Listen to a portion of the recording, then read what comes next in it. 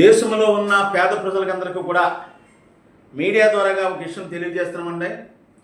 T Subbarami Reddy అండి, Gayatri company అండి. అది గాయత్రి కంపెనీ టి సుబ్బరామిరెడ్డి ఈ బ్యాంకులన్నీ ఏకమయ్యి 5,700 కోట్ల రూపాయలు బ్యాంక్ బాకీని రద్దు చేశారండి. అది దానికి కేంద్ర ప్రభుత్వం ఏం చేస్తుంది, ఆర్బీఐ గవర్నర్ ఏం చేస్తున్నారు, ఇలాగా వేల కోట్లు దోచేసినోడికి సపోర్ట్ చేస్తుంటే ఇవాళ పెద్ద పెద్ద కార్డులోని పెద్ద పెద్ద అవసరంతో తిరుగుతున్నారు వాళ్ళు.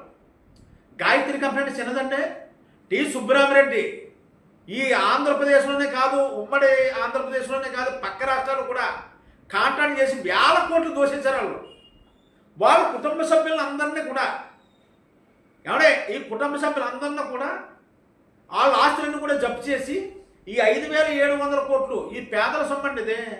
ఒక పేదవాడు ఒక సెల్ ఫోన్ అప్పు తీసుకుంటే వాయిదా కట్టకపోతే 5,000 3,000 పెనాల్టీలు వేసేస్తున్నారు.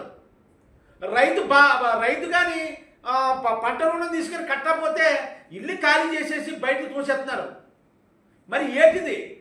పేదవాడుకో న్యాయం, ఉన్నవాడుకో న్యాయమా? ఈ తిక్కవరపు టి సుబ్బరామిరెడ్డి అనేవాడు ఉరి తీసేయాలి, ఉండకూడదండి ఇలాంటి వాళ్ళని. సరిగ్గా ఒక మొత్తం ఆస్తులన్నీ కూడా జమ చేసి వాళ్ళ బంధువుల దగ్గర ఉన్న ఆస్తులన్నీ కూడా జమ చేసి ఈ బ్యాంకు బాకీ తీర్చేసి వీడు ఆర్థిక నేరగానిగా పరిగణించి ఇలాంటి వాడు ఉరిశిక్ష చేయాలండి. ఇలాంటి వాడు ఉరిశిక్ష చేసిన రోజునే అందరూ కూడా లైన్లోకి వస్తారు. వీడు కూడా త్వరలో ఆ డబ్బులు సింపుల్ కట్టేస్తాడు. వేల కోట్లు బాబు సొమ్ము పెట్టండి. వాళ్ళ బాబు సొమ్మ గాయత్రి కంపెనీని పెట్టడం, దోశ తినేయడం, మొత్తం దోషేశారు. దేవుడి పేరు చెప్పి కొన్ని వేల కోట్లు నాశనం చేయిస్తారు. ఇలాంటి వాళ్ళు మాత్రం టి సుబ్బరామిరెడ్డిని మాత్రం వదలకూడదు. అయ్యా, దేశ ప్రధాని నరేంద్ర మోదీ గారు, మీరు ధర్మమైన పరిపాలన అందిస్తున్నారు. ఇలాంటి దొంగలకు మాత్రం వేయకూడదు. పేదోళ్ళు ఎంతోమంది నిరాశ్రలు అయిపోయారు. ప్రైవేట్ బ్యాంకులు లోన్లు ఇచ్చి ఉన్న జీవితాలు నాశనం అయిపోతున్నాయి. వాళ్ళకి 1 రూపాయి తగ్గించరు, రైతులకు తగ్గించరు.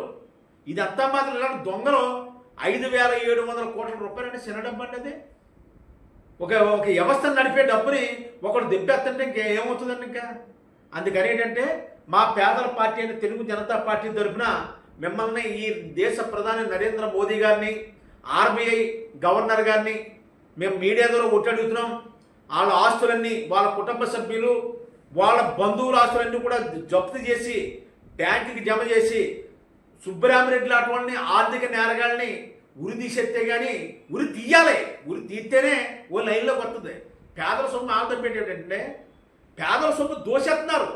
ఈ దోసేసిన సొమ్ము ఆగాలంటే ఖచ్చితంగా ఇలాంటి ఆర్థిక నేరగాళ్ళని మాత్రం ఎట్టి పరిస్థితులు వదలకుండా చేయవలసిన బాధ్యత దేశ ప్రధానమంత్రి గారి మీద, ఆర్బీఐ గవర్నర్ మీద ఉందని ఈరోజు మీడియా ద్వారాగా మా పేదల పార్టీ అయిన తెలుగు జనతా పార్టీ అధ్యక్షుడైన నేను పెద్దించెట్టి వెంకటేశ్వరరావు మీడియా ద్వారా తెలియజేస్తున్నాను సార్.